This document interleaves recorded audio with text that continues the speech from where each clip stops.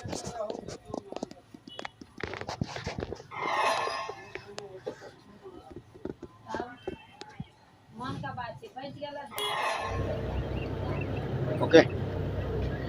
मैं हूं विजय और आप देख रहे हैं न्यूज नव भारत।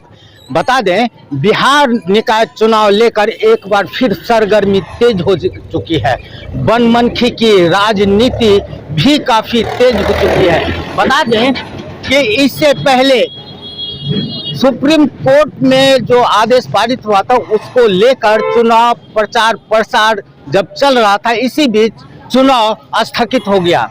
उससे जितने भी प्रत्याशी थे सबका मनोबल टूट गया। लेकिन एक बार फिर सुप्रीम कोर्ट से हरी झंडी मिलने के बाद फिर प्रत्याशियों में उत्सुकता बढ़ गई और बढ़ चढ़ के डोर टू डोर अपने वोटरों को अपने पक्ष में करने के लिए डोर टू डोर उनसे संपर्क कर रहे हैं। तो अभी हमारे साथ बने हुए हैं प्रियंका चौधरी, जो सभापति पद के उम्मीदवार हैं। आइए हम उनसे जानने की कोशिश करते हैं, अगर वो चुनाव जीत जाती हैं तो फिर बनमनखी नगर परिषद के लिए क्या क्या विकास का काम करेंगी। तो आइए हम मिलते हैं प्रियंका चौधरी जी से। सबसे पहले तो आपका न्यूज नव भारत में आपका बहुत बहुत स्वागत है। बहुत बहुत धन्यवाद आपका। पहला सवाल आपसे, अगर आप बनमनखी नगर परिषद के सभापति पद के उम्मीदवार हैं, अगर आप जीत जाते हैं तो बनमनखी के लिए क्या क्या आप करेंगे? मेरा लक्ष्य जो है ट्रिपल एस है। ट्रिपल एस को अगर आप विस्तार में देखेंगे तो पहला एस है स्वास्थ्य, दूसरा एस है स्वच्छता और तीसरा एस है शिक्षा। तो मेरा जो लक्ष्य है वो ट्रिपल एस है। आप तो डॉक्टर हैं, स्वास्थ्य विभाग से जुड़ी हुई है, लेकिन हम ये जानना चाहेंगे और बनमनखी की जनता भी ये जानना चाहेगी और बार बार ये सवाल उसके जहन में गूंज रहा होगा कि एक डॉक्टर का पद छोड़ के फिर ये सामाजिक कार्य में, चुनाव में, ये राजनीति में कैसे आना हुआ? डॉक्टर्स जो होते हैं, जो स्वास्थ्य के पदाधिकारी होते हैं, वो भी तो सामाजिक कार्यकर्ता ही होते हैं। वो स्वास्थ्य विभाग को देखते हैं और जो इस तरह के पॉलिटिकल लोग होते हैं वो भी सामाजिक कार्यकर्ता होते हैं। तो अगर आप ये दो फील्ड को एक साथ मिलाएंगे तो ये एक तरह से आप देखेंगे कि एक तरह से ये फ्यूजन हो रहा है, कुछ अलग नहीं हो रहा है। दो क्षेत्र एक साथ आने जा रहा है। अभी तक मेरा एक लिमिटेड फील्ड था कि मैं सिर्फ स्वास्थ्य के विभाग को देख पा रही थी। अगर मैं पॉलिटिक्स में आती हूँ, इस तरह के किसी पद पे चुनी जाती हूँ, तो मेरा क्षेत्र का सिर्फ क्षेत्र विस्तार होगा, बस इतना ही होगा, क्षेत्र विस्तार होगा। बनमनखी के लिए आप क्या क्या करने जा रहे हैं? अगर आप जीतती हैं तो क्या करेंगे? विकास के नाम पे क्या विकास करेंगे?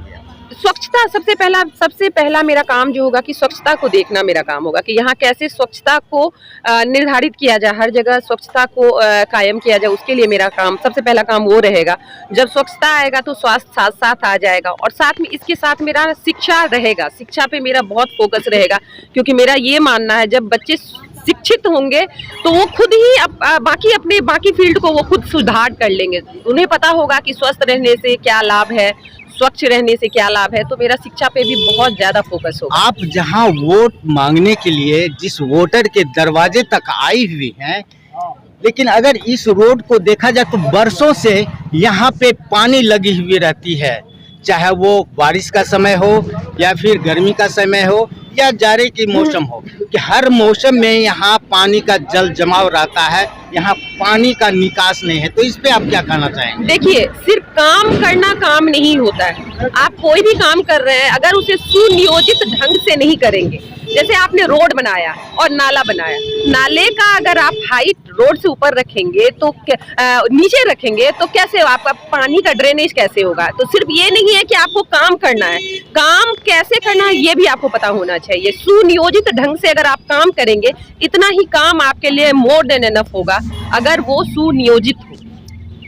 ये तो मान के चला जाए कि अभी रोड का लेयर जो है ऊपर है, नाला ऊपर है और ये रोड का लेवल नीचे है। सबसे बड़ा सवाल ये है कि जल निकासी का कहीं कोई साधन नहीं है। वही तो है ना, क्यों नहीं है ये आप सोचिए। ये तो होना चाहिए, तो मेन रोड है ये, आप कनेक्टिंग रोड है जो हाईवे से आपको कनेक्ट कर रहा है, आपके शहर को कनेक्ट कर रहा है। इस रोड का ये हाल तो बिल्कुल नहीं होना चाहिए। आपके शहर में कोई अगर एंटर कर रहा है तो आप पहला इंप्रेशन क्या दे रहे हैं? आप बाहर के लोगों को क्या इंप्रेशन दे रहे हैं कि बनमनखी के लोग कैसे हैं, बनमनखी का विकास कैसा है, ये आप क्या इंप्रेशन दे रहे हैं? आप 10 कदम घुसते हैं, आपके यहाँ पानी का लॉगिंग हो रहा है, आपके यहाँ कचरा पड़ा हुआ है, ये तो नहीं होना चाहिए। इसमें तो बिल्कुल काम होना ही चाहिए। एक समस्या और देखा जाए तो नल जल योजना जो बिहार सरकार का जो महत्वाकांक्षी योजना था, लेकिन किसी के दरवाजे तक अभी तक नल या जल कहीं कुछ नहीं पहुंचा है। जल तो पहुंचा ही नहीं, इस पे क्या कहना चाहेंगे आप? जल नहीं पहुंचा, इस पे मैं क्या कहूँ, लेकिन अगर नल है तो जल तो पहुंचना चाहिए। बिना नल के जल के नल का क्या वैल्यू? लेकिन सवाल उठता है कि अभी तक पहुंचा नहीं। वर्षों से ये कार्य चल रहा है लेकिन अभी तक पहुंचा नहीं है। तो ये सवाल मेरे ख्याल से मैं उपयुक्त लोग नहीं हूँ इस सवाल के लिए, जिन्होंने नल लगाया है या जिनके अंदर का ये काम है, आप उनसे पूछिए। जब मैं इस तरह का काम करूंगी आप मेरे से जरूर। मेरा सवाल ये है कि अगर आप जीत के आती हैं, बनमनखी नगर परिषद में जीत के आती हैं, सभापति पद के लिए अगर आप जीतती हैं, तो क्या इस कार्य को आप पहले प्राथमिकता देती हैं? देखिए, मैं कोई ऐसा काम ही नहीं करूंगी जो अनप्लैन्ड काम हो।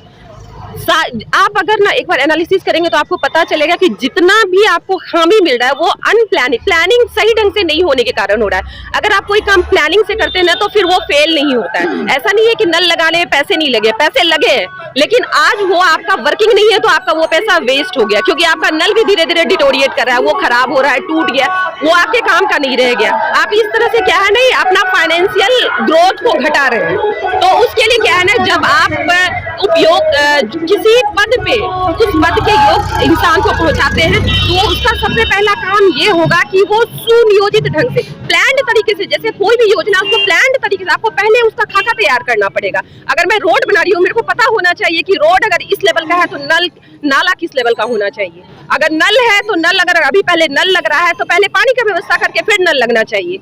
आप नल लगा रहे हैं, इतने पैसे को वेस्ट कर रहे हैं और आपको पता ही नहीं कि पानी का कहाँ से इनपुट देना है।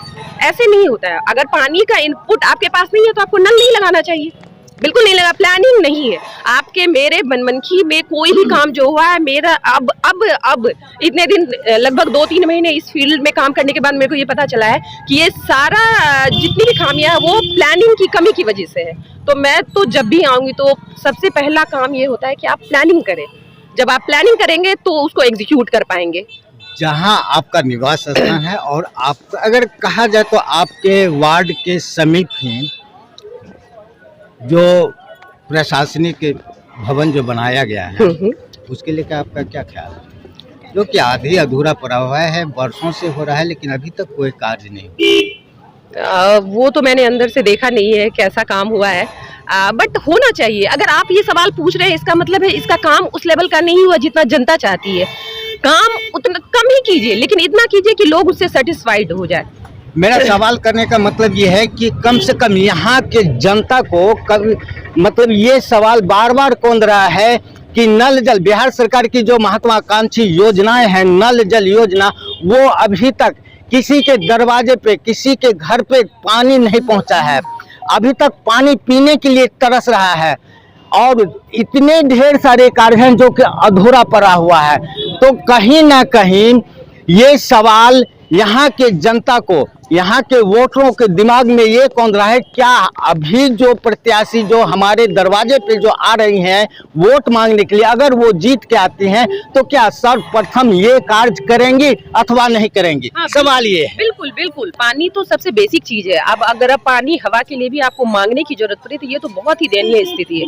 पानी के लिए जितना हो सकेगा, मैं अगर आती हूँ चुन के तो मैं एक बार देखूंगी कि मैं इसके लिए क्या कर सकती हूँ और ये काम मेरे प्राथमिकता में होगा, प्रायोरिटी में होगा। जीतने के बाद क्या प्राथमिकता क्या रहेगी और कौन सा काम ऐसा है जो कि आप पहले करना जैसे आपने बताया कि लोग अगर पानी के लिए तरस रहे हैं तो ये तो बात ही बहुत अजीब बात है। ये सुनने में भी कानों को भी नहीं अच्छा लग रहा है। तो अगर पानी का इतना कमी है तो मेरे लिए तो ये है ही कि मैं देखूंगी मैं क्या कर सकती हूँ। नल जल योजना के तहत क्या क्या काम होना चाहिए, जो नहीं हो पाया मैं उसके लिए जरूर काम करूंगी। लेकिन आप अभी जहाँ जिस रोड पे खड़ी हैं, यहाँ तो बरसों से हर मौसम में यहाँ पानी का जल जमाव रहता है। वही तो मैं बार बार यही कह रही हूँ कि प्लानिंग की कमी की वजह से ऐसा हो पा रहा है। अब मेरे पास इतने साल पुराना सब कुछ ढहा सा सामान मेरे पास मिलेगा, मैं इसके लिए क्या कर पाऊंगी ये तो आने के बाद ही मैं आपको बता पाऊंगी। इसमें क्या कर सकते हैं, मेरे अपने विवेक से, मेरी अपनी शिक्षा को यूज करके मैं इस जगह के लिए क्या कर सकती हूँ, मैं जरूर उसके लिए मैं जरूर करूंगी। आप डॉक्टर हो के आप राजनीति के क्षेत्र में आए, क्या आपको अपने फैमिली से, अपने समाज से, अपने फैमिली से किस तरह का सपोर्टिंग मिल रहा है? जब तक आपको अपने परिवार का सपोर्ट नहीं मिले आप किसी भी फील्ड में आगे नहीं बढ़ सकते। मेरे परिवार का पूर्ण रूपेण मेरे साथ सपोर्ट है पूरी तरह से, और परिवार मेरा इतना छोटा नहीं है कि सिर्फ मेरी फैमिली मेरा परिवार है। मैं देखती हूँ कि पूरा बनमनखी ही मेरा परिवार है। जितने भी युवा बच्चे हैं वो मेरा बहुत दिल खोल के साथ दे रहे हैं। दादी अम्मा हो, चाची हो, कोई भी कहीं पे भी जाइए तो लोग इतना खुली बाह से मेरा स्वागत करते हैं, मुझे प्यार करते हैं कि मैं बहुत बहुत अंदर से बहुत भरी हुई हूँ, बहुत ज़्यादा। इसलिए और ज़्यादा ये रिस्पॉन्सिबिलिटी आपके ऊपर आ जाती है कि अगर लोग आपको चुन के ला रहे हैं, एक उम्मीद से आपको चुन के ला रहे हैं, तो आपको अपना मैक्सिमम देना होगा कि आप कुछ कर पाओ, अपनी तरफ से आप मैक्सिमम दे पाओ। जितना आपके पास संसाधन है, जितना पावर है, उसको यूज करके आप जितना दे सकते हो उतना आप अपने परिवार के लिए। पूरा बनमनखी अब मेरा परिवार, जब तक मैं पॉलिटिक्स में नहीं थी मेरा अपना एक छोटा परिवार था, लेकिन आप एक बार पॉलिटिक्स में आते हो तो क्या है ना, वो पूरा क्षेत्र जो आपका क्षेत्र वो आपका परिवार बन जाता है। तो अब इतना बड़ा परिवार है तो उतनी बड़ी रिस्पॉन्सिबिलिटी होगी। बनमनखी नगर परिषद की जनता को आप क्या संदेश देना चाहेंगे? अब बस मेरी पूरी जनता से यही अपील है कि एक योग्य पद के लिए योग्य उम्मीदवार चुनिए, जिसे भी चुनिए बहुत सोच समझ के चुनिए। इतने दिनों से आपने देखा है कि आपके यहाँ क्या काम हुआ है, नहीं हुआ है, आपको लगता है बहुत ही आपका एक एक वोट बहुत बहुत बहुत ज़्यादा बहुमूल्य है। उसको इधर उधर छोटी छोटी बातों में मैं मेंशन नहीं करना चाहूँगी कि किस किस बात पे लोग बटते हैं, लेकिन छोटी छोटी बातों पे बटिए नहीं। आप अपना बहुमूल्य वोट बहुत सोच के एकदम ही योग्य उम्मीदवार को दीजिए, जो कि जब लौट के आपके पास आए तो आप उससे हक से कह पाए कि मेरा ये काम है, और वो आपकी बात को समझ पाए और आपके काम को कर पाए। बस अपने बहुमूल्य वोट को इधर उधर व्यर्थ ना करे। सुयोग्य जो उम्मीदवार है, योग्य उम्मीदवार है, योग्य पद पे उसको पहुंचाइए, तभी आपका काम होगा। बनमनखी नगर परिषद के जनता को कम से कम आप अपना चुनाव चिन्ह तो बताते जाएं। मेरा चुनाव चिन्ह कुकर छाप है, प्रेशर कुकर छाप है। प्रेशर कुकर के बारे में क्या कहा जाए, अगर चावल आप ना पतीला में बनाएंगे तो वो घंटों लगेगा बनने में। आप अपने घर में किसी भी महिला से पूछ लीजिए, 1 किलो चावल बनाने में मेरे ख्याल से हाफ एन आवर 45 मिनट्स लगते हैं, और आप कुकर में चढ़ाइए। एक तो बनाना आसान है, लड़के भी चढ़ा लेते हैं, कोई भी चढ़ा लेगा कि उसमें बनाना भी आसान है, और टाइम कितना कम लगता है। तो एग्जैक्टली मेरे ख्याल से भगवान ने मेरे को मुझे ये छाप भी उसी हिसाब से दिया है कि जैसे बहुत पुराना काम है, बहुत जो लॉक्ड हो गया है वो बहुत जल्द में कर पाए, शायद इसीलिए कुकर छाप मुझे दिया गया है। चलिए, इसके लिए बहुत बहुत बधाई। आप सुन रहे थे प्रियंका चौधरी को, जो बनमनखी नगर परिषद क्षेत्र से सभापति पद का उम्मीदवार है। इनका चुनाव चिन्ह कुकर छाप है। अभी आप प्रियंका चौधरी को जो सुन रहे थे, उन्होंने कहा कि प्रेशर कुकर एक ऐसा है जो कि चाहे वो जेंट्स हो या लेडीज हो, उससे कोई भी व्यक्ति खाना बना सकते हैं, और जल्दीबाजी में यानी 15 से 20 मिनट में खाना बन के तैयार हो जाता। तो इससे आप उम्मीद ये भी लगा सकते हैं कि बनमनखी में जो कार्य नहीं हुआ है, जो आधी अधूरा कार्य बचा हुआ है, जो यहाँ का जो विकास का कार्य होगा, वो भी कुकर के तरह जो बरसों नहीं लग के बहुत थोड़े ही समय में आपको प्रगति की ओर लेके जाएगा। बने रहिए हमारे साथ। मैं हूँ विजय कुमार और आप देख रहे हैं न्यूज भारत। नमस्कार।